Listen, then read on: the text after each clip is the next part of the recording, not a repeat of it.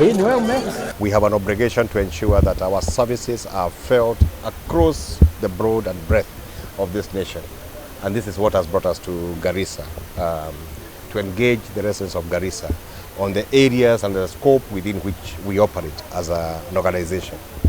Just to indicate that we have a responsibility to ensure that there is hygiene in the retirement benefits industry in Kenya, to ensure that pension funds, the 1,040 pension funds which are existing in this nation, that they are properly managed, that there is no privilege of resources, that there is optimal investment earnings, and that when members retire, they go home with commensurate benefits to the services that they offered during their working life. Nashirikiana kwa sababu Huduma Kenya ndio platform ambayo inaleta services zote, na hapa Garissa Township, Garissa Town kama county headquarters kuna Huduma Center ambayo imeleta services tofauti.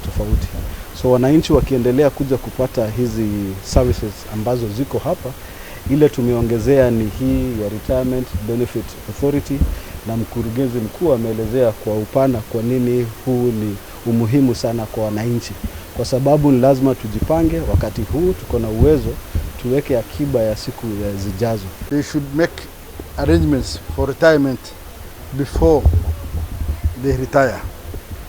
Everybody knows when he's getting out of job.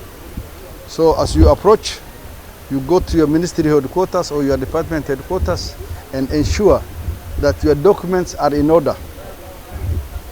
You can imagine somebody transferring from Teachers Service Commission and going to the Public Service Commission who has not transferred his services at the right time, only realizes that he should have transferred from TSC to Public Service Commission at the time he moved to the Public Service Commission.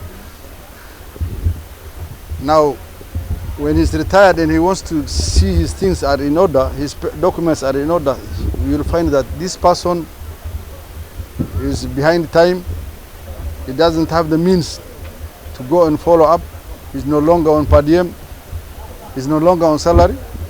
And at the same time, he wants to make sure that he wants to do his things correctly. It can take him up to 2 years to see that his documents are in order.